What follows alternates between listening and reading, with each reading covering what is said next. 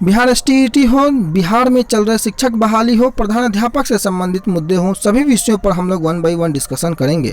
यहाँ पर आप देख सकते हैं माध्यमिक और उच्च माध्यमिक के लिए 870 पदों के लिए आवेदन शुरू। क्या आवेदन की प्रक्रियाएं हैं, कई जगहों पर सीटों को खाली रह जाने की खबरें हैं और सामान्य विषय में सबसे ज़्यादा रिक्तियाँ शेष है। इन सभी मुद्दों पर हम लोग डिस्कशन करेंगे। आगे क्या हो सकती है, सारी संभावनाओं को भी देखेंगे। तो इस वीडियो को अंत तक जरूर देखें। आप बिहार एसटीईटी के अगर आप कैंडिडेट हैं, 2011 हो 2019 हो, तो आपके लिए ये वीडियो देखना बिल्कुल आवश्यक है, इसलिए अंत तक देखने का जरूर प्रयास करें। तो हम लोग सबसे पहले बिहार एसटीईटी से ही संबंधित मुद्दों की शुरुआत करते हैं। बिहार में मुजफ्फरपुर एडिशन का ये प्रभात खबर है, जिसमें कि आज इन्होंने प्रकाशित किया है माध्यमिक और उच्च माध्यमिक के 870 पदों के लिए आवेदन। ये 870 पद जो है वो केवल मुजफ्फरपुर जिले की बातें हो रही हैं, जिनमें 359 जो पद है वो माध्यमिक के और 511 उच्च माध्यमिक के पद हैं।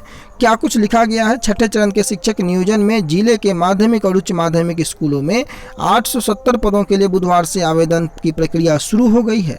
17 सितंबर तक आवेदन की अंतिम तिथि है और जिले में 30 जून 2019 तक की रिपोर्ट के अनुसार माध्यमिक के 359, उच्च माध्यमिक के 511 पद खाली हैं। और छठे चरण के लिए जो लोग पहले से आवेदन कर चुके हैं वो ध्यान रखेंगे कि उन्हें दोबारा आवेदन करने की जरूरत नहीं है। नियोजन प्रक्रिया में पूर्व निर्धारित एसटीईटी 2011 में उत्तीर्ण अभ्यर्थी जो 26 सितंबर 2019 तक, जी हाँ 26 सितंबर 2019 तक जो नियुक्ति से संबंधित योग्यता रखते हो, केवल वे ही आवेदन के लिए पात्र होंगे। एसटीईटी 19 वाले आवेदन नहीं करेंगे, ये ध्यान रखेंगे। विभाग की ओर से जारी शेड्यूल के अनुसार 18 से 29 सितंबर तक औपबंधिक मेधा सूची तैयार की जाएगी। डेट आप याद रखेंगे, बहुत महत्वपूर्ण है।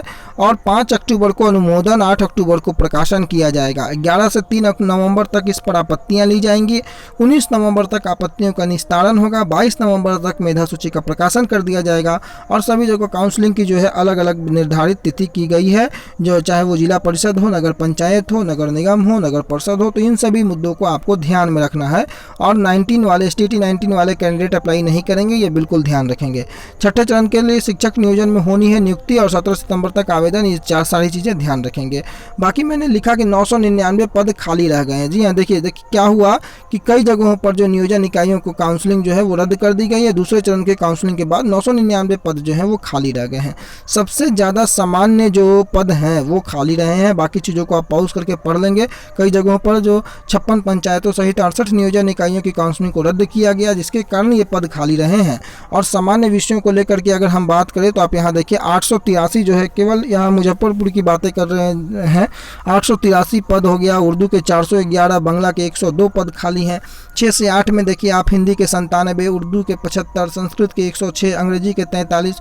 तो कई पद जो हैं वो खाली बच जा रहे हैं, जिसमें अभ्यर्थी नहीं मिलने के कारण ये सारी प्रक्रियाएं पूर्ण नहीं हो पाई हैं। अब तीसरे चरण की काउंसलिंग को लेकर के भी बातें हो रही हैं। तो कल आपको पता है कि सीटेट दिसंबर वाले, जनवरी वाले अभ्यर्थियों का आंदोलन पटना में हुआ, काफ़ी हो हल्ला हुआ, जिसमें सरकार अब क्या फैसला लेगी तीसरे चरण को लेकर के, क्या तीसरे चरण आ पाएगा या नहीं आ पाएगा, इसकी स्पष्टता से जानकारी जो है वो आपको इस मंथ के अंतिम तक मिल जाएगा। उम्मीद है कि तीसरे चरण की व्यवस्था की जाएगी।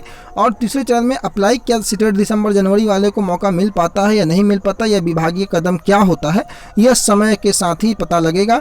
लेकिन उम्मीद है कि इस महीने के अंत तक तीसरे चरण की भी शुरुआत हो पाएगी। अब विभाग क्या कदम उठाता है इसके लिए इंतजार करना पड़ेगा। अन्य खबरों की ओर अगर हम चले तो अन्य खबरें आप देख सकते हैं। कल जैसे ही प्रधानाध्यापक को लेकर के नई नियमावली की घोषणा की गई, नियमावली से मैंने कल शाम में आपको रूबरू करवाया। आप नहीं देखें तो जाकर के देख लेंगे। उसका पीडीएफ भी मैंने let's grow with Randhir Telegram channel पर डाल रखा है, वहां से जाकर के आप उसको डाउनलोड कर लेंगे। तो इसमें अनुभव की जो पात्रता थी वो अनुभव को मैंने आपको बता दिया है। उम्र सीमा क्या है, 31 साल न्यूनतम है, अधिकतम 47 साल है। बाकी जो भी लोग हैं उनको आरक्षित वर्ग के अभ्यर्थी जो हैं उनको छूट दी जाएगी। प्रधानाध्यापक के लिए योग्यताएं भी मैंने आपको बता रखी हैं। 2012 या उसके बाद के शिक्षक पात्रता परीक्षा में उत्तीर्ण होना आवश्यक है। नियुक्ति की प्रक्रिया भी मैंने बताई है आपको। बाकी चीज़ें आप यहाँ पर अगर नहीं है तो इसका स्क्रीनशॉट ले लेंगे, यहाँ भी सारी चीज़ें आपको दे दी गई हैं। मुख्य बातें जो है कि प्रधानाध्यापक पद के लिए निजी स्कूलों के शिक्षक भी पात्र थे, लेकिन प्रधान शिक्षक जिसमें सबसे ज़्यादा पद था, 40,000 से ज़्यादा पद वहाँ पर था, उसमें जो महत्वपूर्ण बातें यहाँ पर लिखी गई है, हालांकि उसकी नियमावली अभी नहीं आई है, अभी केवल प्रधानाध्यापक की ही नियमावली आई है और प्रधान शिक्षक के लिए अलग से नियमावली उम्मीद है कि आज देर शाम तक जारी हो जानी चाहिए। 8 वर्ष का अनुभव मांगा गया है और यहाँ पर देखिए प्रभात खबर ने जो लिखी है, विभागीय सूत्रों के मुताबिक कि प्रधान शिक्षक के लिए अभी अधिसूचना जारी नहीं की गई है और हालांकि विभागीय सूत्रों के मुताबिक प्रधान शिक्षक पद के लिए पंचायती राज संस्थाओं के तहत संचालित स्कूलों के प्रारंभिक मूल कोटि के शिक्षकों के लिए 8 वर्षों का अटूट अनुभव जरूरी होगा। यह अटूट अनुभव कई लोगों के लिए कष्टकारी बन रहा है। जानकारी के मुताबिक इस वर्ग में संबद्धता प्राप्त स्कूलों में पढ़ाने वाले शिक्षक आवेदन करने का उनको मौका नहीं दिया जाएगा। ये एक और सेटबैक है।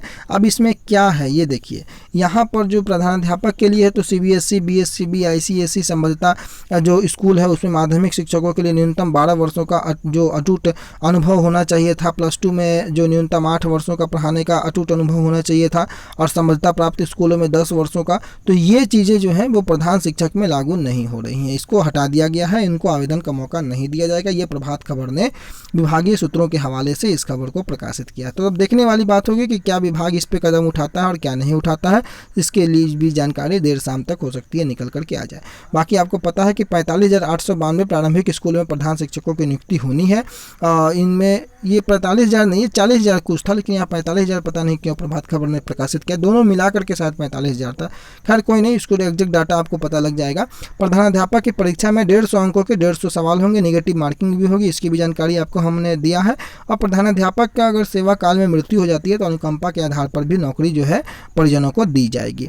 लेकिन जैसे ही इस बहाली की चर्चाएं होती हैं, विरोध प्रदर्शन जो है वो शुरू हो जाता है। कई जो शिक्षक अभ्यर्थी के जो गुट हैं वो गुट ने कई सवाल जो है, चाहे वो NCTE का पालन किया गया, RTE का अनुपालन किया गया, NEP के बगैर TET STET पास शिक्षक भी जो है क्या प्रधानाध्यापक बन सकते हैं, ऐसे कई सवाल जो है इन्होंने शिक्षा विभाग से पूछा है। और 4 और 5 सितंबर को, जी हाँ 4 और 5 सितंबर को जिला मुख्यालय पर सत्याग्रह की भी बातें यहाँ से निकल करके आ रही हैं।